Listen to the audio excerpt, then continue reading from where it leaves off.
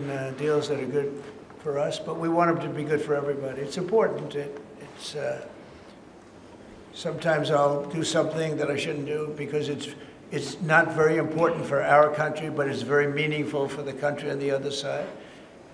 And I'll let them have that point because it's very important for them. So I don't know, but we've made a lot of deals in the last couple of months. And then ultimately, as you might as well know, we're going to just, because we have, you have 200 countries, more, but people don't know that. You got a lot of countries. And I wouldn't want to sit down with 200 people and have to deal the way he was calling me all the time, we want this, we got to have that, we have to. These are tough negotiators. These are, look, they're smart people, they're tough negotiators. They know what they want. And, but we're going to be setting a tariff for essentially the rest of the world. And that's what they're going to pay if they want to do business in the United States. Because you can't sit down and make 200 deals. But we've made the big ones. We just finished Indonesia. They opened up their country. We just finished Japan. They opened up their country. Japan opened up the country. They were totally closed. They opened up to our cars, even to rice. Rice was a big deal. They would never take anybody else's rice. They'd take your rice. But they opened up their country. Philippines, we just finished. They opened up their country. They were very closed. I'd love to see China open up their country. We're dealing with China right now, as we speak. Yeah, we're dealing with China right now. The deal you've got with the UK is better than the one with the European Union. Is that because you think Brexit was a good idea in this country? Well, look, we have a very special relationship with this country. Like, my mother was born here. And not only born here, loved it. She'd come back, I told you, religiously every year. And she'd go up to Stornoway and see her relatives. But she loved the country. Yeah, that probably it always has an impact. Always has an impact. But,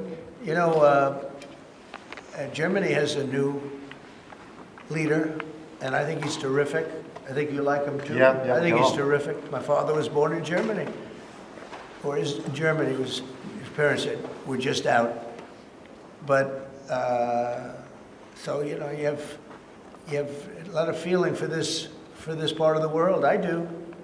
I want to see this part of the world do well. Germany, Scotland, UK.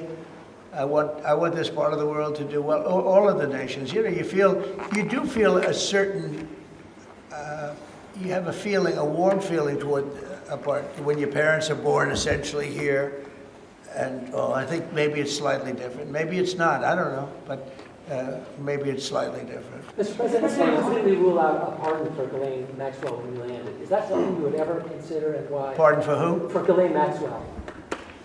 Well, I'm allowed to give her a pardon. But you are. Nobody's approached me with it. Nobody's asked me about it. It's in the news about that aspect of it, but right now it would be inappropriate to talk about it. So.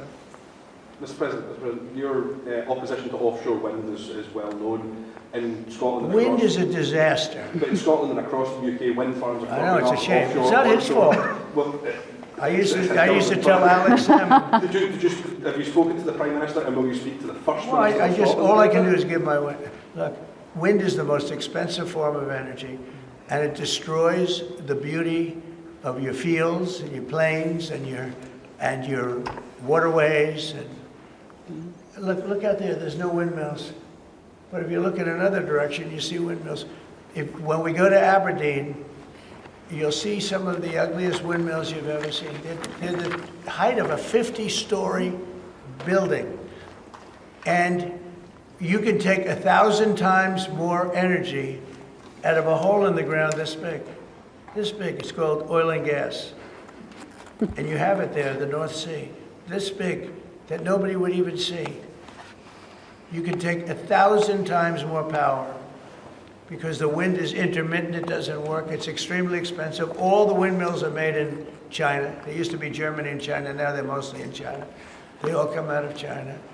They say that the blades, which are carbon fiber, you can't bury. Oh, okay, you can't bury. What are you going to do, dump them in the ocean someplace?